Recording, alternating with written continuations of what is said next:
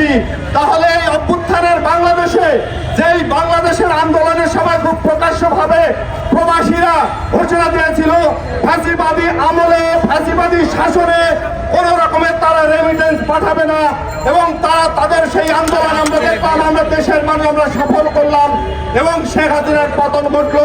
অর্থাৎ প্রবাসীদের যে কান্না, তার রেমিটেন্সের টাকা যেভাবে ফ্যাসিবাদী শাসক গোষ্ঠী লুটপাট করে নিত, হাজার হাজার কোটি টাকা এখান থেকে পাচার করে নিত, তারই প্রতিবাদে তারা যে অবস্থান নিয়েছিল এই আন্দোলনের পক্ষে, এই অভ্যুত্থানের পক্ষে, আমরা দেখলাম আজকে এই সরকার যে সিদ্ধান্ত নিল সেই প্রবাসীদের সেই আন্দোলনের স্পিরিটকে, সেই চেতনাকেই ভুলণ্ঠিত করলো, সেই চেতনাকেই প্রশ্নবিদ্ধ করলো। ফলে তো আমরা স্পষ্টত মনে করি আজকের যে আয়োজন, এই আয়োজন আমরা বলেছি সমস্ত রকমের বর্ধিত ভ্যাট প্রত্যাহার করতে হবে।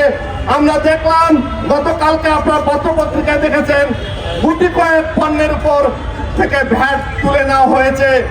এখন আমরা বলতে চাই, যখন আপনারা ভ্যাট আরোপ করলেন তখন শতাধিক পণ্য, আর এখন আপনারা দেখেন 5টা 4টা, হয়তো মিছিলের কারণে আগামীকাল আমরা এটাও দেখতে পারি আরো 2টি পণ্যের, আরো 2টি বা 5টি পণ্যের ভ্যাট প্রত্যাহার করা হলো। আমরা এইসব মানি না। এভাবে করে যদি আপনারা মনে করেন জনগণকে বিভ্রান্ত করবেন যে আপনারা অর্থনীতিকে চাঙ্গা করার চেষ্টা করছেন, আপনারা দেশের মানুষের পক্ষে আছেন, এই ধরনের বিভ্রান্তিকর অবস্থান নিশ্চয়ই এই অভ্যুত্থানের বাংলাদেশের এই জনগণ এটা মেনে নেবে না। ফলে আমরা সরকারকে বলি অবিলম্বে সমস্ত পণ্যের ভ্যাট এক ঘোষণার মাধ্যমে প্রত্যাহার করতে হবে। এবং একই সাথে আমরা বলেছি IMF এর যে হিস্ট্রি দুনিয়াব্যাপী আপনারা দেখেছেন, যেখানে IMF গেছে সেখানকার মানুষকে আর দাঁড়াতে হয়নি, সেখানকার অর্থনীতি দাঁড়াতে হয়নি। গত 53 বছরের বাংলাদেশে তাই ঘটেছিল। তারই একটা বড় বিস্ফোরণ এই 16 বছরের যে ফ্যাসিবাদী নিপীড়ন ছিল, যে লুটপাট ছিল, সেই লুটপাটের বিরুদ্ধে এখানকার জনগণ শেখ হাসিনাকে তাড়িয়ে দিয়েছে, শেখ হাসিনাকে ঠেকিয়ে বিদায় করেছে। ফলে এই অভ্যুত্থানের বাংলাদেশে IMF এর কোনো স্থান হবে না। আমরা সরকারকে বলতে চাই স্পষ্টভাবে, যদি আপনারা অভ্যুত্থানের পক্ষের দাবি করতে চান, যদি আপনারা ফ্যাসিবাদের বিরুদ্ধে নিজেদের অবস্থান পরিষ্কার করতে চান, যদি আপনারা এই যে শত শত শহীদ, এই শহীদের পক্ষে বেইমানি করতে না চান, তাহলে IMF এর সাথে সমস্ত চুক্তি বাতিল করতে হবে।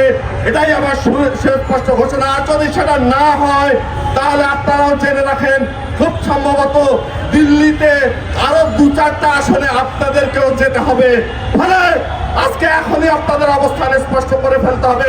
এসব আমরা বুঝি না অর্থনীতি চলছে কি চলছে না, অর্থনীতির যে সংকট এটা তো আমরা এর আগেও দেখেছিলাম।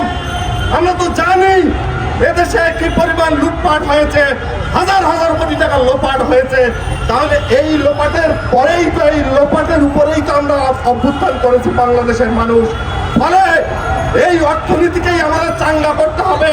কোনো বৈদেশিক ঋণ নয়, IMF ওয়ার্ল্ড ব্যাংক নয়, আমাদের প্রবাসীদের যে রেমিটেন্স, আমার গার্মেন্ট শ্রমিকের যে রেমিটেন্স, সেই ডলার এখানে চক্রবৃদ্ধি হারে ঘুরতে হবে, এখানকার শিল্পায়নে ঘুরতে হবে, লুটপাট বন্ধ করতে হবে। এই আজকে আমাদের দাবি। এবং আমরা এতটুকু শুধু মনে করিয়ে দিতে চাই, খেয়াল করে দেখেন ফ্যাসিবাদী শেখ হাসিনার শাসন আমলে 2 দফা প্রাইভেট বিশ্ববিদ্যালয়ের শিক্ষার্থীরা বলেছিল ভ্যাট দেব না, তখনও ভ্যাট প্রয়োগ করেছিল, এবং তারা এও ঘোষণা দিয়েছিল ভ্যাট দেব না, গুলি কর।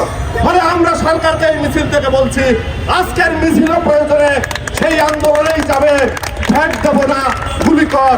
ফলে আমাদের মিছিল এখান থেকে আমাদের শুরু হবে।